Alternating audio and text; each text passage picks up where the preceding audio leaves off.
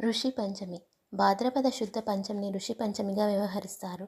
ఆ రోజున అత్రి, కశ్యప, భరద్వాజ, గౌతమ, వశిష్ఠ, విశ్వామిత్ర, జమదగ్ని మహర్షుల గురించి ఒక్కసారైనా తలుచుకోవాలని చెప్తారు పెద్దలు.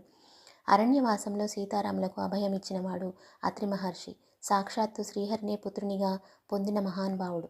శ్రీరాములకు చిత్రాకూటానికి దారి చూపినవాడు భరద్వాజ మహర్షి. తన భార్య అహల్య ద్వారా రామునికి తన తపఫలాన్ని అందింపజేసిన మహర్షి గౌతముడు. రాముని గురువు విశ్వామిత్రుడు, కులగురువు వశిష్ఠుడు.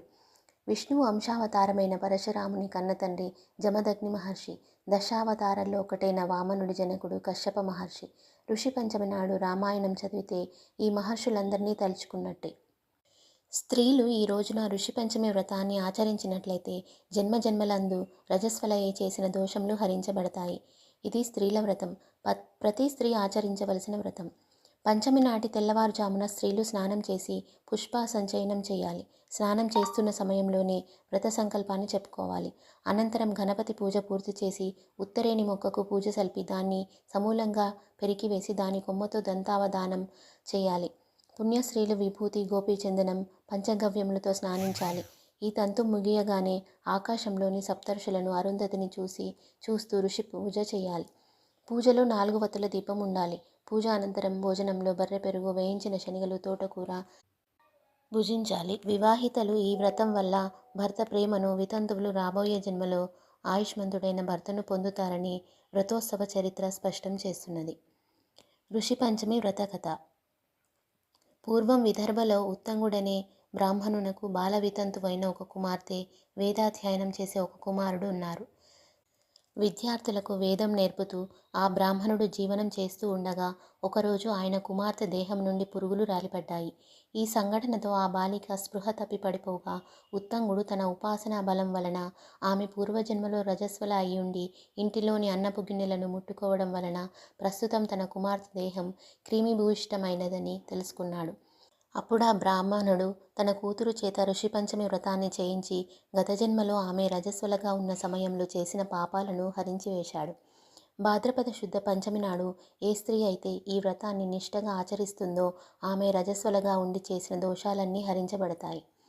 పూర్వకాలంలో ఇంద్రుడు వృత్తాసురవధ చేసి బ్రహ్మహత్య పాతకం పొందాడు. అప్పుడు ఇంద్రుడు తన పాపంలో ఒక పావువంతు భాగాన్ని స్త్రీలకు ఇచ్చాడు. ఆనాటి నుండి స్త్రీలు రజోధర్మాన్ని పొంది రజస్వలలు కావడం ప్రారంభమైనది.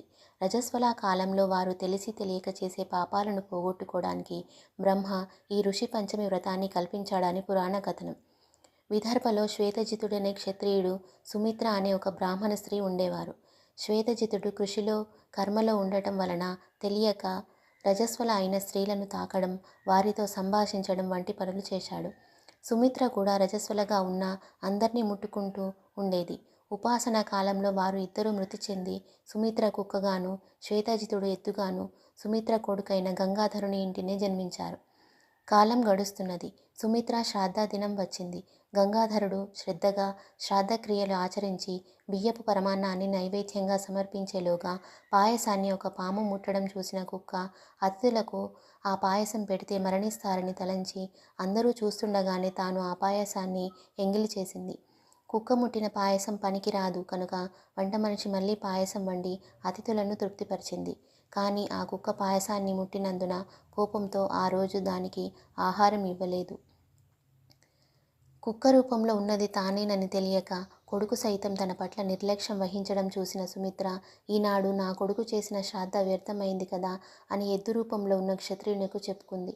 ఈ 2 మూగజీవాల భాషను తెలిసిన గంగాధరుడు మర్నాడు తన గురువు వద్దకు వెళ్ళి వాళ్ళు శాపవృత్తాంతంను తెలుసుకొని తాను ఋషి పంచమి వ్రతాన్ని ఆచరించి వారికి పశుజన్మల నుండి విముక్తి కలిగించి ఉత్తమ గతులు పొందినట్లు చేసి మాతృ రుణ విముక్తుడయ్యాడు.